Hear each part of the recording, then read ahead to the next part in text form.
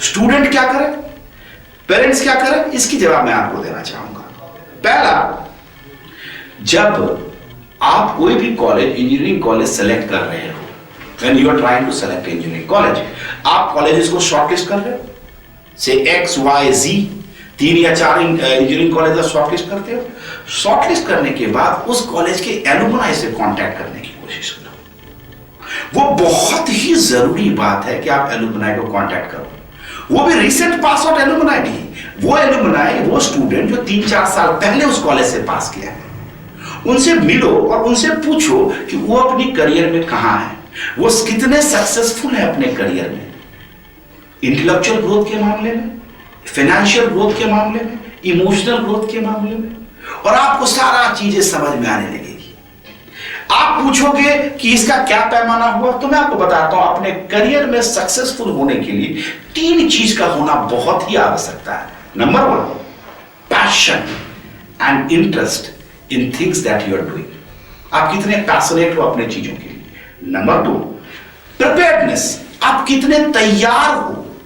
वो तैयारी तभी आती है जो आपको सही मात्रा में एजुकेशन दी जाती है, आपको सिखाई जाती है कोई चीज, तभी आप तैयार होते हो। तीसरा, आपकी लाइफ लॉन्ग लर्निंग करने की एबिलिटी, जिंदगी भर सीखते रहने की आदत।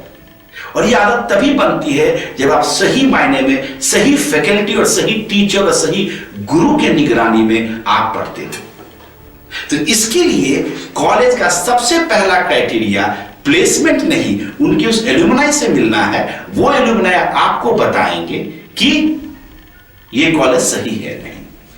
दूसरा, किसी भी कॉलेज के वेबसाइट पे जब जाते हो तो उनके फैकल्टी प्रोफाइल जरूर देखो, मगर उसमें एक बहुत बड़ी कैच है। फैकल्टी प्रोफाइल जब आप देखते हो तो 40-50 फैकल्टी लिखी रहती है, बड़े बड़े नाम रहते हैं वेबसाइट पे, ऐसे ऐसे नाम होते हैं जिन्हें पता भी नहीं उनका नाम भी है, ऐसे ऐसे नाम होते हैं जिन्होंने आज तक कभी कॉलेज का मुंह देखा ही नहीं है, मगर चल रहा है। और ये फैकल्टी जो रहते हैं उस कॉलेज में, उनकी तनख्वाह ही कोई 5-6 हजार रुपया महीने की होती है, 10,000 12,000, तो 10-12 हजार में फैकल्टी आपको क्या मिलेगा। और ये बहुत ज्यादा डीमोटिवेटेड स्पीसीज है। कुछ जो अच्छे फैकल्टी का नाम होता है वो होते नहीं, कॉलेज के मालिक होते लाला, उनको तो पैसे से मतलब है, सपोर्ट स्टाफ होता नहीं है कॉलेज में। तो वो फैकल्टी होते हैं जो फैकल्टी भी नहीं कह सकते उनको। और अगर किसी कॉलेज में इंजीनियरिंग भी चल रहा है, लॉ भी चल रहा है, फार्मेसी भी चल रहा है, एमबीए भी चल रहा है, तो आपको एक बात बता दो, बड़ा आश्चर्यजनक बात है कि लॉ जब कोई रेगुलेटरी बॉडी आती है चेकिंग के लिए, तो लॉ कॉलेज का फैकल्टी को इंजीनियरिंग कॉलेज का फैकल्टी दिखाया जाता है, इंजीनियरिंग कॉलेज का फैकल्टी को एमबीए कॉलेज का फैकल्टी दिखाया जाता है, एक ही फैकल्टी को सारा जगह का फैकल्टी दिखाया जाता है। और जो रेगुलेटरी बॉडी होती है उन्हें पता भी होता है, नहीं भी पता कैसा ना हो, पैसा जो लेते हैं। तो ये तो चल रहा है, तो स्टूडेंट को मिलेगा क्या।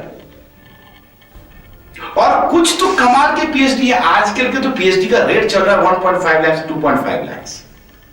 तो फैकल्टी की प्रोफाइल बहुत जरूरी है, क्योंकि अच्छी फैकल्टी ही आपको एक लाइफ लॉन्ग लर्निंग कैपेसिटी दे सकती है। उन फैकल्टी जिन्हें इंडस्ट्री का एक्सपोजर हो, अगर मैकेनिकल इंजीनियरिंग कर रहे हो तो वो फैकल्टी कम से कम कभी तो इंडस्ट्री देखा होगा, उसे पता ही नहीं है कुछ।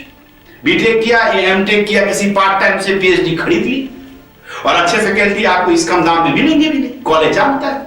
और कॉलेज को तो एक ही फैकल्टी से 4-4 डिपार्टमेंट चलाने होते हैं, लॉ चलाने होते हैं, एमबीए चलाने होते हैं, फार्मेसी चलाने होते हैं। मुझे तो एक आश्चर्यदायक कॉलेज गया था भाई मित्रों, और उसमें कमाल की बात देखा मैंने। एक रेगुलेटरी बॉडी पहुंची लॉ कॉलेज की, पियून को खड़ा कर दिया, कह दिया कि ये हमारी फैकल्टी, पता ही नहीं। तो second most important is faculty profile. तीसरा, आपको देखना पड़ेगा रिसर्च सेंटर है या नहीं कॉलेज में। ये रिसर्च सेंटर भी बहुत इंपॉर्टेंट होती है इंजीनियरिंग कॉलेज में, खास करके ये रिसर्च सेंटर ये दिखाती है कि कितने आदमी, कितने फैकल्टी रिसर्च आउटपुट में इन्वॉल्व है, और इससे मैनेजमेंट का, ओनर का, उस लालाओं का विजन का पता चलता है। किसी भी कॉलेज में नहीं है। और कैसे होगा, पैसे खर्च होते हैं, लाला को तो बेवकूफ बनाना है ना, और स्टूडेंट बेवकूफ बन रहे। और उसके बाद जो सबसे महत्वपूर्ण स्थान है वो है इंफ्रास्ट्रक्चर। जब मैं इंफ्रास्ट्रक्चर की बात करता हूं इंजीनियरिंग कॉलेज की, तो सबसे इंपॉर्टेंट है उसमें लैब, लाइब्रेरी। मैं ऐसे ऐसे कॉलेज जानता हूं जहां पे कंप्यूटर साइंस चलते हैं और कंप्यूटर लैब दिखाया, एक भी कंप्यूटर नहीं चला आज तक। वर्कशॉप है मैकेनिकल का, लेथ मशीन पर है मैकेनिकल इंजीनियरिंग का, लेकिन लेथ मशीन चलते नहीं है। बच्चे तो वैसे ही प्रोजेक्ट बना देते हैं, किसी ने किसी से टाप लिया, किसी ने किसी से टाप लिया। बाजार में प्रोजेक्ट आजकल 10, 15, 20 रुपए में मिल रहा है। तो ऐसे कॉलेज में जाके फिर प्रॉब्लम है।